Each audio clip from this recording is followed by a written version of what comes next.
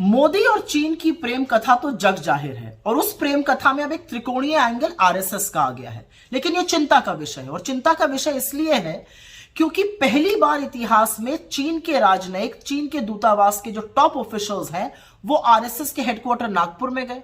वो वहां क्यों गए? आरएसएस कोई राजनीतिक दल नहीं है, आरएसएस सरकार का हिस्सा नहीं है, आरएसएस तो अपने आप को गैर राजनीतिक दल, सांस्कृतिक दल बताता है। तो वहां पे क्या हुआ? और चिंता इसलिए है क्योंकि उस मीटिंग के कुछ ही दिनों बाद चीन के मुखपत्र ने मोदी जी की तारीफ में कसीदे पढ़े। यह अलग बात है कि बायां हाथ कुछ और कर रहा है, दाहिने को उसका पता ही नहीं है, क्योंकि अभी जनवरी 2024 में इस देश के विदेश मंत्री ने कहा चीन और भारत के रिश्ते सामान्य नहीं है। तो जब रिश्ते सामान्य नहीं है तो वहां पर चीन के दूतावास के लोग क्यों गए आरएसएस? यह अलग बात है कि यही विदेश मंत्री पिछले साल कह रहे थे कि हम छोटी इकोनॉमी है, हम बड़ी इकोनॉमी के साथ कैसे निपटेंगे। अपनी सेना के शौर्य और पराक्रम का अपमान करना कोई एस जयशंकर से सीख ले।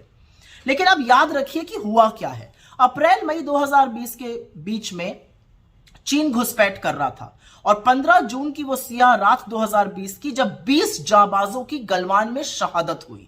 यह अलग बात है कि 4 दिन बाद मोदी जी ने देश से सीधा सफेद सपाट झूठ बोला और बिना पलक झपकाए कहा कि कोई घुसा हुआ नहीं है। और कितनी बड़ी विडंबना है कि तब से 19 कोर कमांडर लेवल की बातचीत में, मीटिंग में चीन वही क्लीन चिट लेकर बार बार दोहराता है कि आपके प्रधानमंत्री ही कहते हैं कि कोई घुसा हुआ नहीं है। लेकिन इस दौरान क्या किया? इस दौरान मोदी सरकार ने हमारे पेट्रोलिंग पॉइंट, जहां तक हम गश्त करते थे, पेट्रोलिंग पॉइंट 10, 11, 12, 13, 14, 15, 16, उनको बफर जोन में डाल दिया।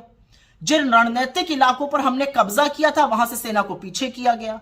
और यही नहीं, सिर्फ 21 लोगों को इस देश में परमवीर चक्र मिला था। उसमें से एक मेजर शैतान सिंह थे जिनका स्मारक लद्दाख में बना हुआ था। उस स्मारक को भी बफर जोन में डाल दिया गया। और सिर्फ स्मारक बफर जोन में नहीं डाला गया, अब कहा जा रहा है उसको शिफ्ट किया जाएगा।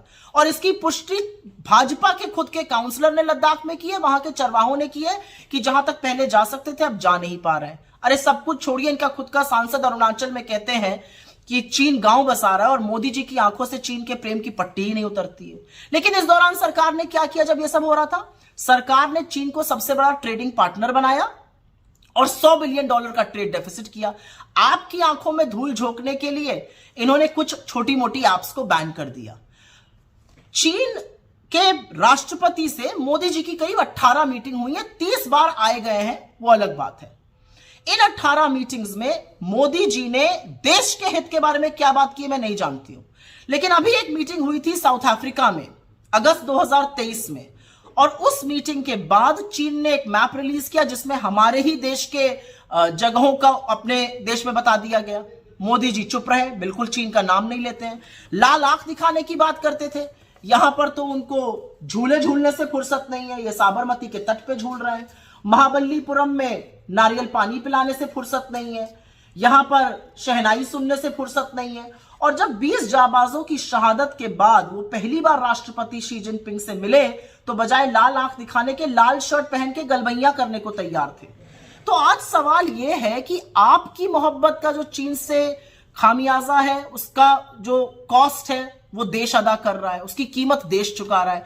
अब ये आरएसएस के साथ क्या खिचड़ी पक रही है ये समझना जरूरी है, क्योंकि हमारी भूभागीय अखंडता पर, हमारी संप्रभुता पर चीन अगर नजर उठाकर देखेगा तो उससे सेना निपट लेगी। लेकिन आप लोगों के बीच में क्या पक रहा है यह देश जानना चाहता है, और यह जवाब आपको भी देना पड़ेगा और यह नागपुर में बैठे हुए आरएसएस के लोगों को भी देना पड़ेगा।